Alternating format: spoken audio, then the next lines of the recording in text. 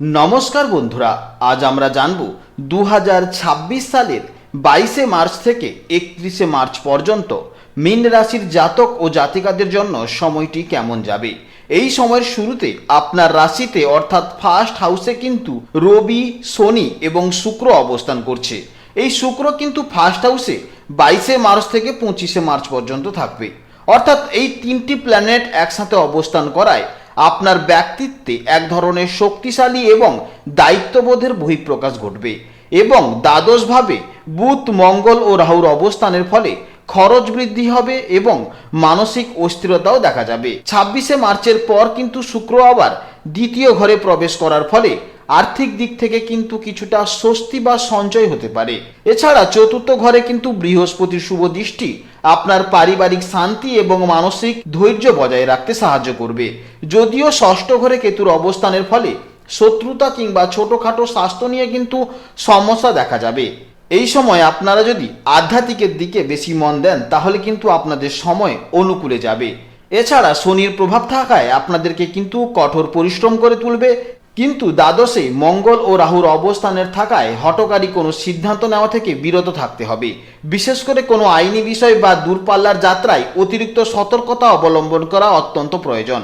মাসের শেষ দিকে যখন শুক্র দ্বিতীয়ভাবে প্রবেশ করছে তখন কিন্তু আপনার বাচনভঙ্গিতে মাধুর্য বাড়বে এবং আটকে থাকা কিছু অর্থ লাভের সম্ভাবনা তৈরি করবে।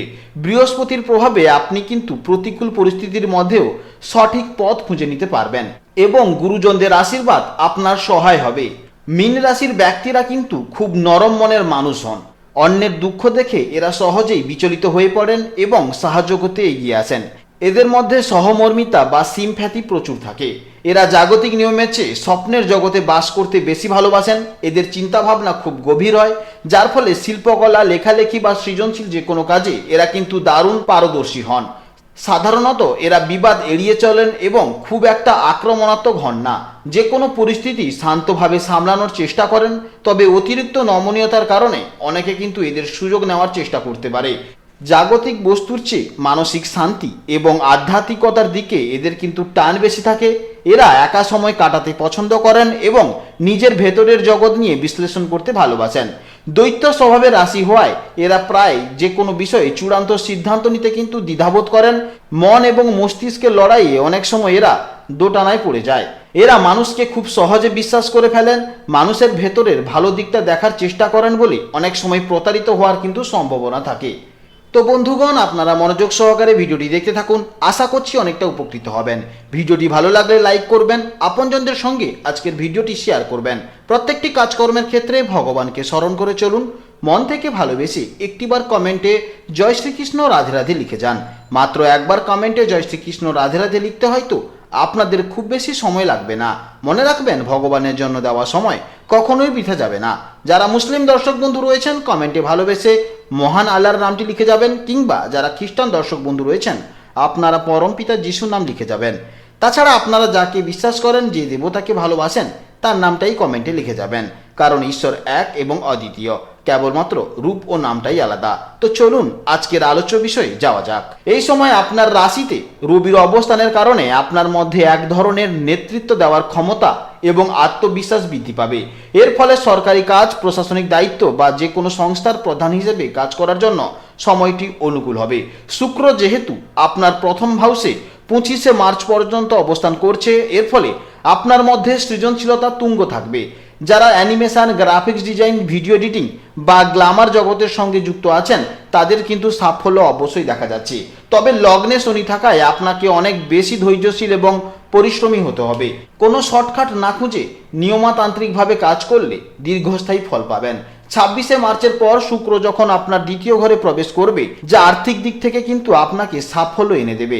এই সময় আপনার বাণী বা কথা বলার মাধ্যমে কিন্তু আয় থাকবে, যেমন কনসালটেন্সি, জ্যোতিষ চর্চা বা ইউটিউব কন্টেন্ট ক্রিয়েশনের বিশেষ উন্নতি হবে। চতুর্থ ঘরে বৃহস্পতির শুভ দৃষ্টি আপনার জ্ঞান ও বুদ্ধিকে শানিত করবে।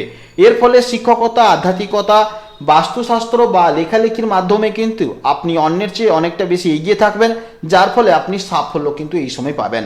যারা স্থাবর সম্পত্তি বা রিয়েল এস্টেট সংক্রান্ত কাজের বিষয়ে যুক্ত থাকেন তাদের জন্য কিন্তু বৃহস্পতি শুভ ফল দেবে। তাছাড়া আপনাদের দ্বাদশ ঘরে বুধ, মঙ্গল ও রাহুর প্রভাব থাকায় এই তিনটি গ্রহের কারণে আপনার কাজের পরিধি দেশের গণ্ডি ছাড়িয়ে কিন্তু বিদেশেও কিন্তু যাওয়ার সম্ভাবনা দেখা যাচ্ছে, অর্থাৎ অনলাইন প্ল্যাটফর্মেও কিন্তু যাওয়ার একটা সম্ভাবনা দেখা যাচ্ছে, যার ফলে IT sector, digital marketing, AI টুলসের ব্যবহার বা টেকনিক্যাল যে কোনো কাজে কিন্তু আপনি ভালো সাফল্য আনবেন। এই সময়টি নতুন উদ্ভাবনের সময়, তাই এই সময় যদি আপনারা কোনো এই ধরনের নতুন নতুন কাজ করার চেষ্টা করেন তাহলে কিন্তু ভালো ফল পাবেন। তবে মঙ্গলের প্রভাবে কারিগরি কাজে বা সফটওয়্যার সংক্রান্ত বিষয়ে হঠকারী সিদ্ধান্ত নেবেন না। রাহু এখানে আপনাকে আউট অফ দ্য বক্স চিন্তাধারার একটা সাহায্য করবে, যা বিশেষ করে অপ্রথাগত পেশা বা সোশ্যাল মিডিয়া ইনফ্লুয়েন্সার হিসেবে আপনাকে এক বিশেষ পরিচিতি এনে দেবে। সামগ্রিকভাবে আপনার জন্য সৃজনশীল টেকনিক্যাল কাজ এবং আধ্যাত্মিক বা পরামর্শমূলক পেশায় কিন্তু আপনি ভালো ফল পাবেন। মীন রাশির জাতক জাতিকাদের প্রেম ও দাম্পত্য জীবনের ক্ষেত্রে এই সময়টি কিন্তু বেশ গভীর অনুভূতির মধ্যে দিয়ে যাবে, কারণ আপনার রাশির অধিপতি বৃহস্পতি চতুর্থ ঘরে অবস্থান করায় পারিবারিক শান্তি এবং সম্পর্কের ক্ষেত্রে এক ধরনের স্থায়িত্ব ও পারস্পরিক বোঝাপড়া বজায় থাকবে। প্রেমের ক্ষেত্রে মাসের শুরুর দিকে অর্থাৎ 22শে মার্চ থেকে 25শে মার্চ পর্যন্ত আপনার লগ্নে শুক্র উপস্থিত থাকার ফলে আপনার মধ্যে এক ধরনের রোমান্টিকতা এবং আকর্ষণ বজায় থাকবে। তবে 26শে মার্চের পর শুক্র দ্বিতীয় ঘরে প্রবেশ করলে সঙ্গীর সাথে কথাবার্তায় মাধুর্য বাড়বে এবং আপনাদের মধ্যে ভবিষ্যৎ পরিকল্পনা নিয়ে কিন্তু গঠনমূলক আলোচনা হতে পারে। দাম্পত্য জীবনে জীবনসঙ্গীর পূর্ণ সমর্থন আপনি পাবেন, যা আপনার মানসিক শক্তিকে দ্বিগুণ করে তুলবে। বিশেষ করে বৃহস্পতির শুভ দৃষ্টি থাকায় ঘরোয়া পরিবেশে কোনো শুভ কাজ বা ধর্মীয় অনুষ্ঠানের আয়োজন হতে পারে, যা সম্পর্কের বন্ধনকে আরও দৃঢ় করবে। তবে কিছু সাবধানতা অবলম্বন করাও কিন্তু এই সময় আপনার একান্ত প্রয়োজন। লগ্নে শনি এবং দ্বাদশ ঘরে মঙ্গল ও রাহুর উপস্থিতির কারণে মাঝে মাঝে কিন্তু অহেতুক সন্দেহ বা ভুল বোঝাবুঝির মানসিক অস্থিরতা তৈরি করতে পারে। অনেক সময় নিজের মনের কথা পরিষ্কারভাবে প্রকাশ করতে না পারার কারণে সঙ্গীর সাথে কিন্তু সাময়িক দূরত্ব তৈরি হওয়ার সম্ভাবনা থাকবে। বিশেষ করে দ্বাদশের মঙ্গল হঠকারী জেদ বা রাগের উদ্বেগ হতে পারে, যা সম্পর্কের মধুরতাকে নষ্ট করতে পারে। তাই এই সময় মাথা ঠান্ডা রেখে ধৈর্য সহকারে সঙ্গীর মতামতকে গুরুত্ব দেওয়া বুদ্ধিমানের কাজ হবে। যদি অবিবাহিত হন তবে পরিবারের সম্মতি নিয়ে বিয়ের আলোচনায় এগোতে পারেন। সামগ্রিকভাবে আবেগ নিয়ন্ত্রণ রেখে চললে এবং একে অপরের প্রতি বিশ্বাস বজায় থাকলে এই সময়টি আপনাদের সম্পর্কের জন্য এক নতুন মাত্রা যোগ দেবে। তাছাড়া মীন রাশির শিক্ষার্থীদের জন্য এই সময়টি কিন্তু খুবই গুরুত্বপূর্ণ সময় হতে চলেছে, কারণ আপনার চতুর্থ ঘরে বৃহস্পতির শুভ অবস্থান শিক্ষার ক্ষেত্রে এক বিশাল রক্ষাকবচ হিসেবে কাজ করবে, যা আপনার জ্ঞান অর্জন এবং স্মৃতিশক্তিকে শানিত করবে। যারা উচ্চশিক্ষা বা গবেষণামূলক কাজের সাথে যুক্ত তাদের জন্য এই সময়টি নতুন কোনো দিশা দেখাতে পারে। বিশেষ করে অ্যাস্ট্রোলজি, গণিত, দর্শন বা আধ্যাত্মিক বিষয় নিয়ে যারা পড়াশোনা করছেন তারা গুরুজন বা শিক্ষকদের কাছ থেকে বিশেষ সহযোগিতা পাবেন। রবির প্রভাবে প্রতিযোগিতামূলক পরীক্ষায় আত্মবিশ্বাস বাড়বে। তবে লগ্নে শনি থাকায় কঠোর পরিশ্রম এবং নিয়মানুবর্তিতা ছাড়া কাঙ্ক্ষিত ফল পাওয়া কিন্তু কঠিন হবে। যারা কারিগরি শিক্ষা বা কম্পিউটার অ্যানিমেশন, ওয়েবসাইট ডিজাইন এবং ডিজিটাল টেকনোলজি নিয়ে পড়াশোনা করছেন তাদের জন্য কিন্তু সময়টি খুবই উদ্ভাবনী সময় হতে চলেছে।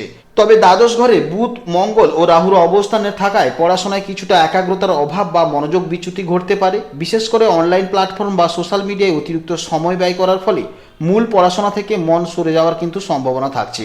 26শে মার্চের পর বুধের প্রভাবে আপনার বৌদ্ধিক ক্ষমতা বাড়লেও রাহুর উপস্থিতি মাঝে মাঝে সিদ্ধান্তহীনতা বা ভুল পথে চালিত হওয়ার ঝুঁকি থাকবে।